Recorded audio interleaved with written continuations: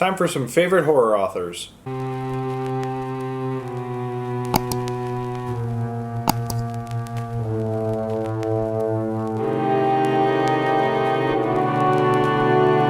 Alright guys, welcome back to my channel. I'm Zach with Zacks Books and welcome back to Zocktober. We are in the last couple of videos here, which is very exciting. Danielle and I are drained as can be, and we are almost there. Today's video is going to be, it's kind of an odd one. I don't have books in front of me, which is pretty odd. Pretty much this video is going to be, I'm going to talk about my 5 favorite horror authors. And I'm going to have 2 honorable mentions as well. And I'm pretty much just going to have the parameters be I've read 3 books by the author, or have attempted 3 books by the author. I might have DNF'd 1 or 2, but I've read them. But yeah, otherwise don't forget to like, comment, subscribe. Check out the stuff down below. We don't have books to link down there, but check out Pango Books, Danielle's channel, all the other fun stuff, the Bookstagrams. And yeah, don't forget to like, comment, subscribe, and let's get into the authors I've got. Alright, so to start, I'm going to have 2 honorable mentions. The first one I'm going to talk about is Stephen Graham Jones. So this is an author that I have read 3 books by. I read The Only Good Indians, which I believe I gave 3 stars, but it was not the most amazing book I read. The Last Final Girl, I believe I gave 2 stars. Just the Final Girl trope in general, I just don't really connect with, except for the one Grady Hendrix wrote, which is weird. Then the other one I read was Night of the Mannequins, and I gave that one 5 stars. That was a really good short little novella, or short story or whatever. It's a really solid story. I actually really enjoyed it. There are 2 books that I'm really wanting to read by Stephen Graham Jones. Mongrels is one of them, which is like a werewolf story. I actually think I started it, but then I stopped because I decided to read something else instead. And then My Heart is a Chainsaw, which apparently is going to become a trilogy, and I think the second book is coming out soon, or is already out. I think it comes out in November. But yeah, Stephen Graham Jones, another author that I would have as an honorable mention. Let me know your thoughts on him down below if you've read anything else or have any suggestions. The second honorable mention I have, the reason I'm doing this one as an honorable mention is because he's very hit or miss. I've read 5 books by him, and 1 was spectacular, 1 was good, and then the other 3 have been kind of like 2 or 3 stars. So Josh Malerman is my other honorable mention. Bird Box was a fantastic book. I thoroughly enjoyed it. And then the next one I read, Mallory, which is the sequel, I read that book. That one was good, not as good as Bird Box. Then the next ones I read by him, Goblin, which is like a short story collection, but they all like correlate with each other, like they all go together to form one story. That was okay. I think I gave that 3 stars. And then I read Pearl. That book did not click with me, like, whatsoever. It was, in my opinion, it was not good. And then I also read The House at the Bottom of a Lake.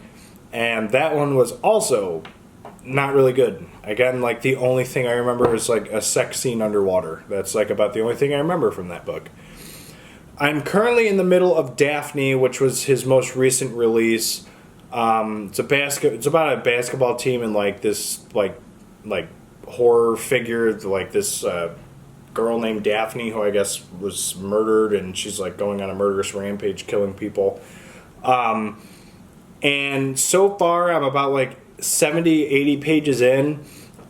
I'm not really connecting with the story all that much. I'm kind of like 50-50 on it. It could end up being a DNF, which I really don't want it to be, but I'm kind of getting there. I'm not really like hitting off with the story as much. I'm having problems with like the chapters, and like there are no chapters basically, and like you kind of switch off between players on the team, it seems like. And I wish it would have been like chapter 7 Courtney, Chapter 8, Lisa. I feel like it would have been better if he had done it that way. But I'm skidding through it. I don't know if I'm going to finish it because that's what I did with Pearl, and it was not a good experience. So Yeah, those are my 2 honorable mentions, and now let's get into the main top 5. All right, these are in no particular order. It's not like I'm ranking them from like worst to best. They're all really good. But the first one I'm going to mention is Keelan Patrick Burke. I am labeling him as probably the short story god.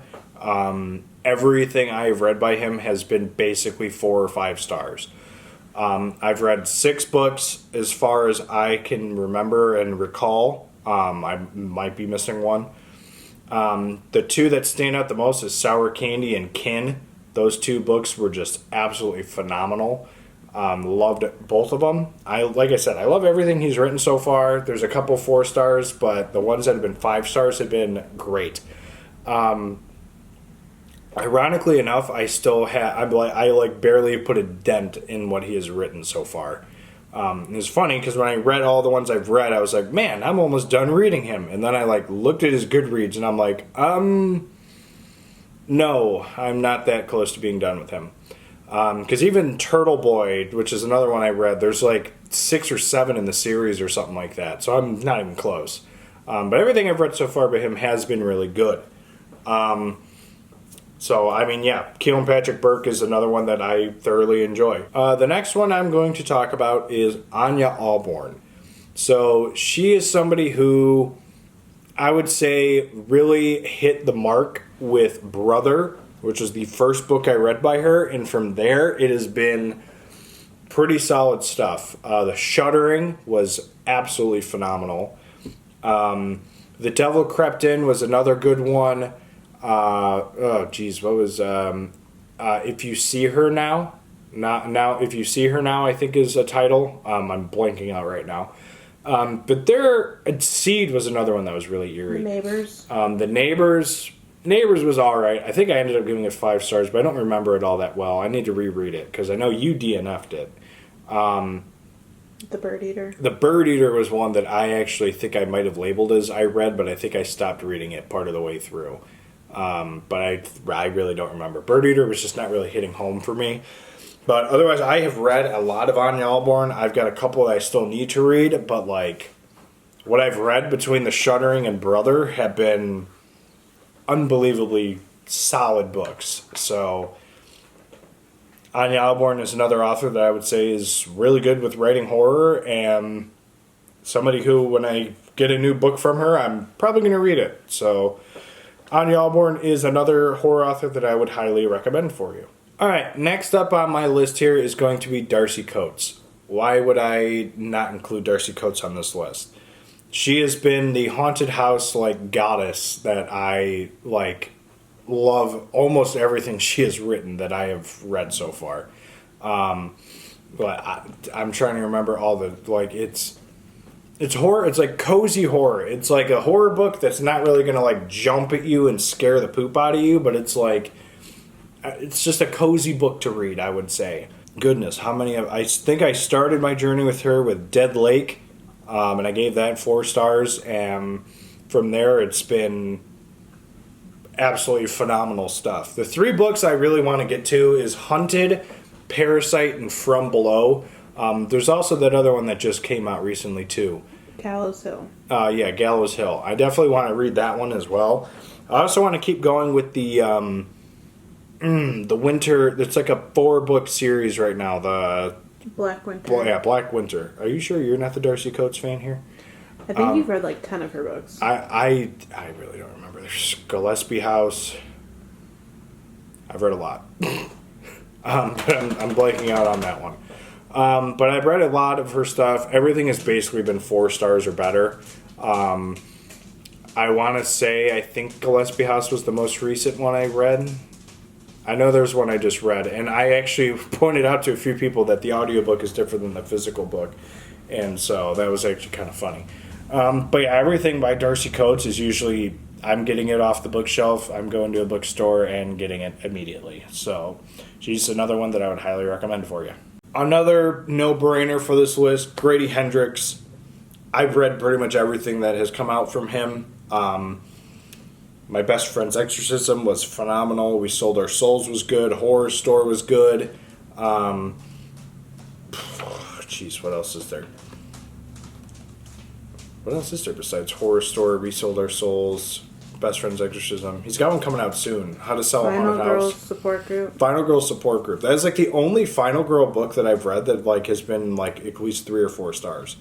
Like everything else, I just haven't enjoyed it. I really don't know why. Because the Final Girl trope in like movies like is solid, but like for books, I just can't get it. But I think I did a Grady Hendrix like ranking video where I ranked all the books I've read. We'll have that up here if you want to check that out. It's not his October video, but what the heck, why not check it out? But Paperbacks from Hell, I think, is another thing that he's got. I think it's a collection of like short books or something like that. He's definitely another author that I would definitely say is really good. Probably my second favorite.